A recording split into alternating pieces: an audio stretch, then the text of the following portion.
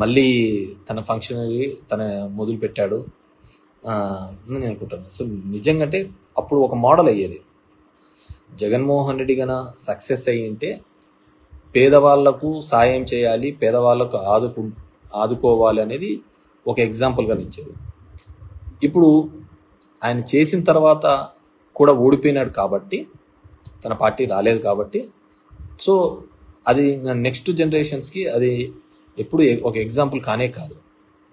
So అది next జనరేషన్కి అది ఎగ్జాంపుల్ కానే కాదు. సో నెక్స్ట్ జనరేషన్కి ఇంకోటి ఎగ్జాంపుల్ చంద్రబాబు ఇంకో పద్ధతిలో ఆలోచించాలి. అది పథకాల రూపంలో కాకుండా ఇంకో పద్ధతిలో ఆలోచించాలి. సో అతను అదే సంపద సృష్టిస్తాను అనే ఒక పద్ధతిలో ఆలోచించాడు. అది ఎంతవరకు సంపద సృష్టిస్తాడు ఏంది అనేది మనం we have to wait and see.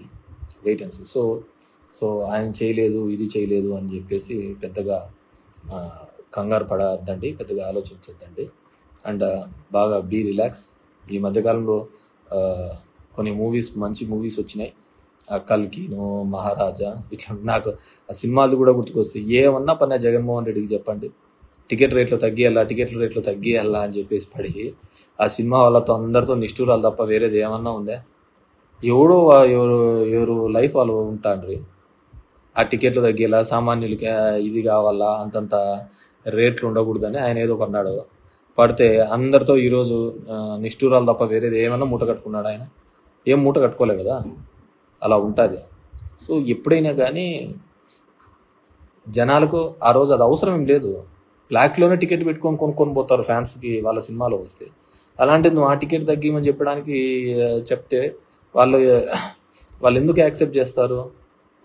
So it's craze. మనం వాళ్ళకి తగ్గిస్తున్నాము ఇదేదైనా వాళ్ళు ఆలోచించరు. ఆ విషయం గురించి వాళ్ళకి తెలియదు కదా, మనకి మంచి చేస్తున్నాము అనేది. వాళ్ళ సినిమా ఫ్యాన్ ఎంతైనా పెట్టుకోవాలా అనేది వాళ్ళ ఆలోచన. మనం ఎవరు వాళ్ళు ఆ రేటు తగ్గించాలనేది అలా అనుకున్నాము. అందరితో ఒక ఇండస్ట్రీతో అందరితో కూడా మనం చెడు మూట కట్టుకోవడం జరిగింది.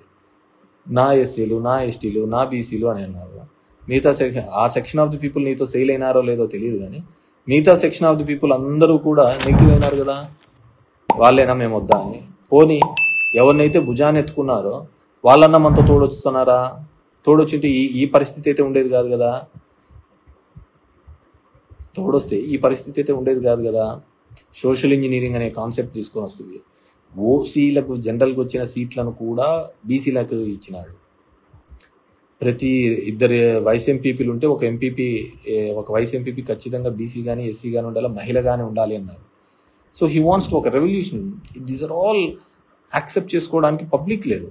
పబ్లిక్ ట్రెడిషనల్గా వచ్చే పద్ధతినే యాక్సెప్ట్ చేశారు తప్ప ఇవన్నీ వాళ్ళు యాక్సెప్ట్ చేసుకోవాలా అనే పద్ధతికి ఆలోచించుకోలేదు. అరే మన కోసం ఒకడు ఆలోచిస్తున్నాడు, నా బీసీ, నా ఎస్సీ, నా ఎస్టీ మా గురించి ఒకరు ఆలోచిస్తున్నారు అనేది ఆలోచించలేదు. సో ఇట్స్ వర్టికల్లీ పార్టీ లైన్లో డివైడెడ్గా ఉన్నప్పుడు అవన్నీ ఆలోచించలేదు.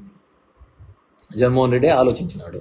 సో ది మిగతా సెక్షన్ ఆఫ్ ది పీపుల్లో అది ఖచ్చితంగా ఒక నెగిటివ్గానే కనపడింది వాళ్ళకు.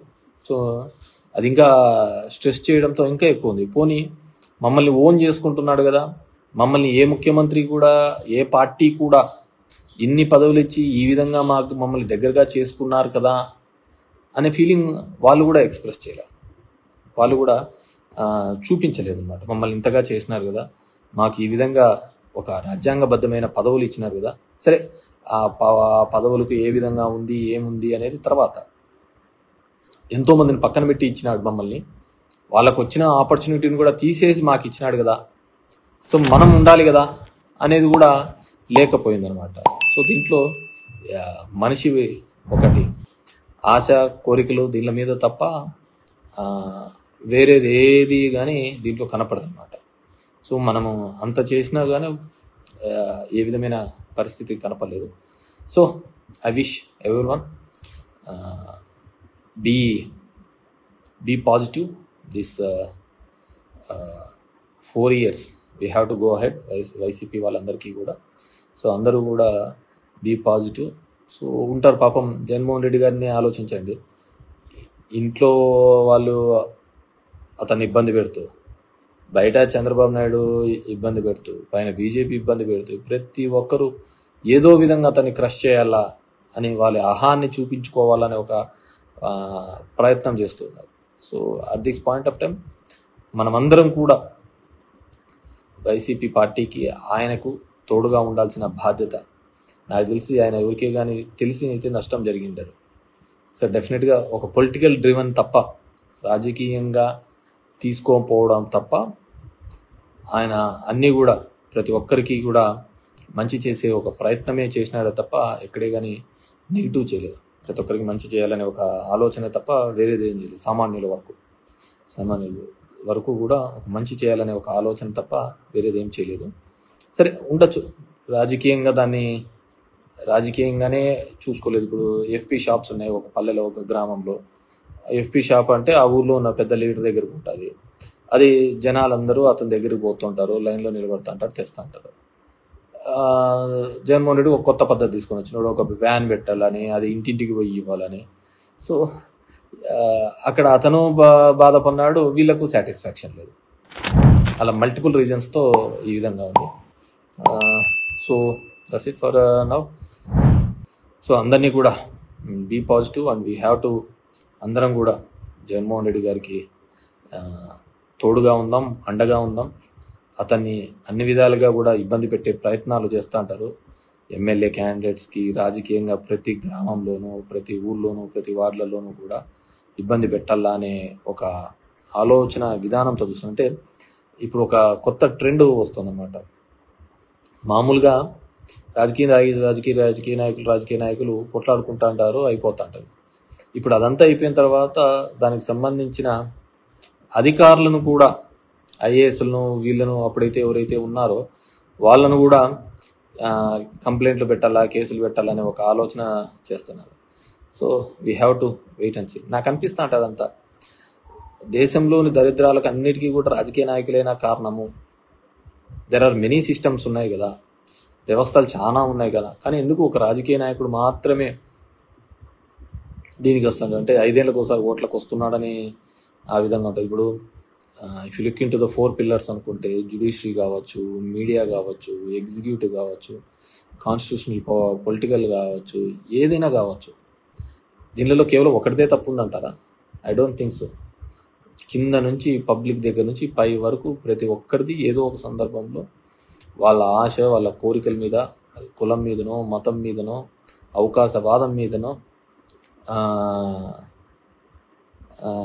ప్రతి ఒక్కదాని మీద ఏదో విధంగా రన్ అవుతానే ఉందన్నమాట. సో ఇవన్నిటినీ కూడా అండ్ ఫ్యాక్షనిజం పెరుగుతుందని ఎవరో పెట్టారు, పురుషోత్తం. ఎస్, డెఫినెట్గా ఇవన్నీ కూడా ఫ్యాక్షనిజానికి తోడుగు అయ్యేటివే. ఒకరికొకరి మీద ఒకటి కలిసి వచ్చి ఫ్యాక్షనిజానికి ఇంకో విధంగా ఒక అన్రెస్ట్ వచ్చింది అనుకో. అన్రెస్ట్ వచ్చినప్పుడు డెఫినెట్గా అందరూ రివోల్ట్ అవుతారు, అందరూ రోడ్ల మీదకి వస్తారు. ఆ రోడ్ల మీదకి వచ్చినప్పుడు, ఆ రివోల్ట్ వచ్చినప్పుడు డెఫినెట్గా నో వన్ కెన్ స్టాప్ అనమాట. ఎందుకంటే మనం చూసాం ఈ దేశంలో ఉల్లిగడ్డల రేట్లు పెరిగినప్పుడు కూడా ప్రభుత్వాలు పడిపోయిన దేశం ఉంది అనమాట. కాబట్టి ప్రతి ఒక్కటి కూడా అదే విధంగానే ఉంటుంది. దీంట్లో మంచికి చెడుకు లేదు, కేవలం స్వార్థానికి, ఆశకు, కోరికలకు తప్ప దీంట్లో వేరే ప్లేస్ లేదనమాట ఎక్కడ. సో దాన్ని బట్టి మనం కూడా పోతుంటే బాగుంటుంది. So I wish all the best. So చాలా రోజులైంది తర్వాత కానీ ఒక ఇది. అండ్ అందరికీ నేను కోరుకునేది ఒకటి, don't expect much from Chandrababu Naidu. ఏదో ఆయన చెప్పిన పథకాలని రాత్రికి చేసేసి అద్భుతాలు చేస్తాడు అని చెప్పేసి మనంగా అనుకోవాల్సిన అవసరం లేదు. ఎందుకు చెప్తున్నానంటే డెఫినెట్గా గతంలో అతను ఎప్పుడు చేసిన దాఖలాలు లేవు. అండ్ జగన్మోహన్ రెడ్డికి జరిగిన తర్వాత 11 సీట్లు ఇచ్చిన తర్వాత, ఇన్ని పథకాలు, ఇంత మంచి అవినీతి లేకుండా జరిగిన తర్వాత 151 నుంచి 11 సీట్లు తీసుకొని వచ్చిన తర్వాత ఇంకే రాజకీయ నాయకుడికైనా సరే కొద్దిగానే ఆలోచన ఉంటే అతను ఖచ్చితంగా ఇలాంటి పథకాలు ఏవే కానీ చెయ్యడు. ఎందుకంటే అన్ని చేసినా కానీ జగన్మోహన్ రెడ్డికి ఏం చేశారు అనే ఒకటే బిగ్ క్వశ్చన్ మార్క్. సో కాబట్టి ఎవరే కానీ నాకున్న అంచనా ప్రకారం అయితే ఎవరు చేరు. ఏదో ఎలక్షన్లకు 2 నెలల ముందు వస్తూ ఉంటారు, నీకు ఏది ఇష్టమైతే అది వచ్చే ధర్మవరానికి సముద్రం కావాలంటే తీసుకొని వస్తామంటారు, ఇంకోటి కావాలంటే తీసుకొని వస్తాం, అట్లేదో మాటలు చెప్తా అంటారు, పోతా ఉంటారు. సో దట్స్ పీపుల్స్ అనమాట. Thank you very much.